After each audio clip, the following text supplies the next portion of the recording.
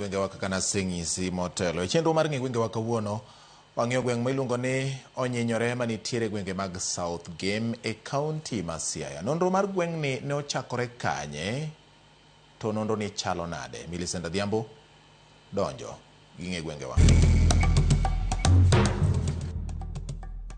Nyakwara moge juang machiegni kendo telo machielo. E chenro ni mar ng'e gwenge wa jumani kalapapla mar ng'e gwenge owuok e kaunti ma Kisumu. Ofuyo ma odhi opio kendo e kaunti ma Siaya e gweng' ma ong'ere ni Onyinyore mayudore e sub-kaunti ma Game. Ka iselimo kata isekalo kata iseneno kama ondik ni Onyinyore, ang'o mabiro e pachi miparo ni dine mi chak kamoro ni Onyinyore? Wagoyane mbaka achiel kachiel mokwongo kod jodak makae ginyiswa ni to ginto pachgi chalo nade e wi gima ne omiyo ochak gweng'ni chiro kata sentani ni Onyinyore. En kama ne nitie got gi malo kore mani iluonge ni en Onyinyore nikech ne en got kich ka gato chung' kamoro ne Onyinyore e wi got. An onyuola yudo ka en Onyinyore to kwerewa ne wacho ka ne en kamoro mane en ng'op nyanga kamoro e skul kacha. To ka ne kor liech maliech ne kadhe koro ka nonyuola to nawinjo ni en Onyinyore. Omiyo nochake Onyinyore. Kech no Onyinyore en kama ne en gi malo. Ma ka in loka kocha tinene, ka in kocha tinene, ka in kocha tinene kamoro amora. Kech en e diere. Chon kuonde mamoko gi nen piny. Alafu ka nuchung' nen kama ne nitie wi got kama. Koro kaka nen e wi got no niluonge ni Onyinyore nikech Onyinyore gi malo bet gi ewi thur malo. Bang'o joparo mopogore ma jogweng' oselieko kotenore kod nono mar nying gweng'ni ma Onyinyore. Wekoro wawinja nena ni adieri motenore kod kuku mar wach ni kanye manomiyo ochak gweng'ni senta kata chironi ni Onyinyore to ne ochakore nade. Onyinyore hie kata dhi Ramula kata dhi Munding tinene gi malo.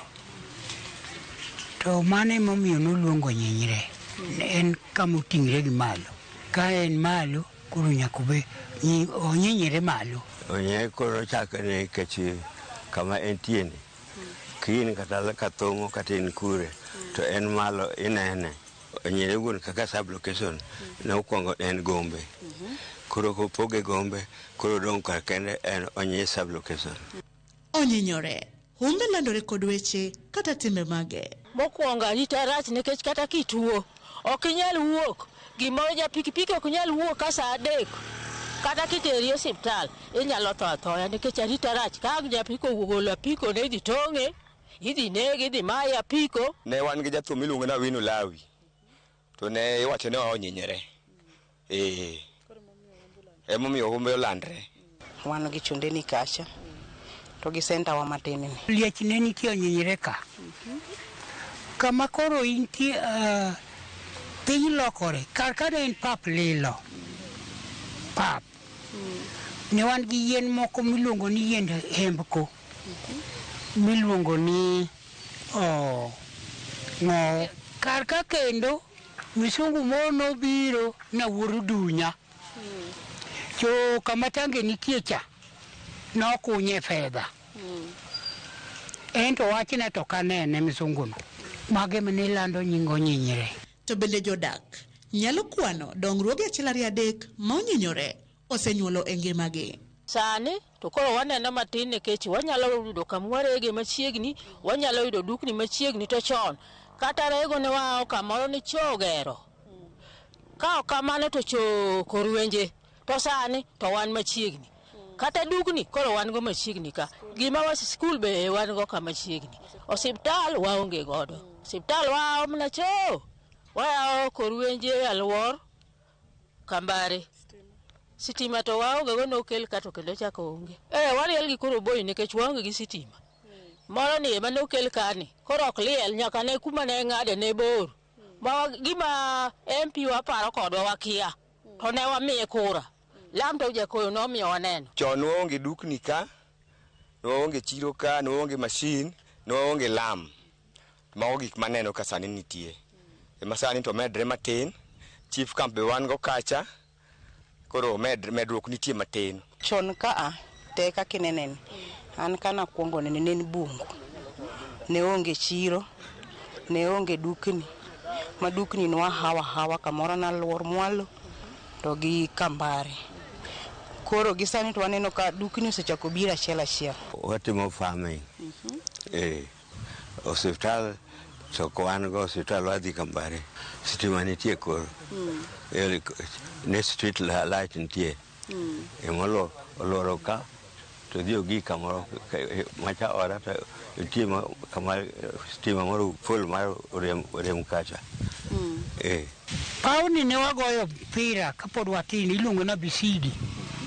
Magik mineno tikagi karka ne en pap maduong'.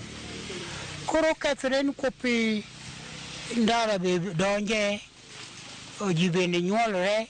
Onyinyre nogoni berne emomiyo kelo pi nikech kane wan ni rera to ipenjo kama idwa kete pi.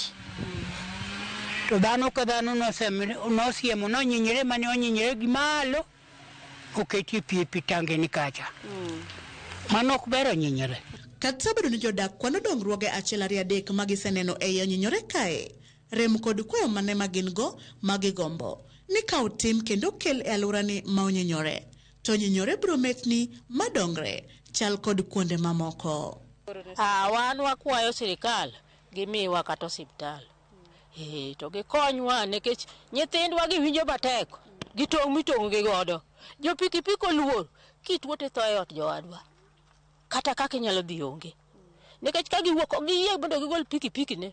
Kosegi awadi kata kokalo saa 2 kama ogiyie. Ita thoya. Koro wan wadwa rita makende mondo sirikal okonywa.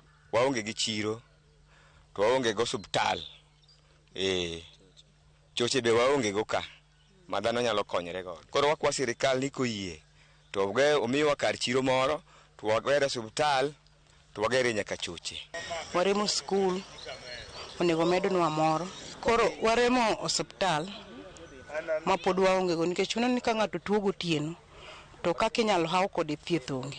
Osiptal bende ma wan go man Kambare mwalo kacha machiegni yath tin. Chiro kaka joma mine wagombo no yawnwago obed malach, obedo matin kako tinni. Koro wagombo ni sirikal mondo kelnwa modern market mondo wawuogi asekrani obed chiro moro maduong' nikech ng'eni ka chiro nitie gweng' to maendeleo nitie mopogore opogore. Osiptal monego wabed go maremo gima duong' ahinya. Waonge osiptal. Walawo na osiptal Korwenje, walawo osiptal walawo Kambare kata alwor. Waonge gi sekondari. No wachako moro kata digni pokopo okodhi maber. Mano wadwaro.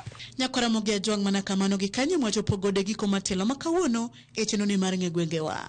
Sani ka ilimo kata ikalo kata ineno kama iluongo ni onyinyore, to ing'eyo gimomiyo onyinyore ne obedo onyinyore kendo kaka ne ochakore. Omiyo kik idhi mabor, medikete mane wang' jowi mari mar Ramogi nikech asingo ni juma manyien bende aduogo ni kod nono mar gweng' machielo. Erokamano kuom bedo kodwa, oriti masani. Nyinga Millicent Adhiambo, kata kihero inyaluonga ni Nyaboma.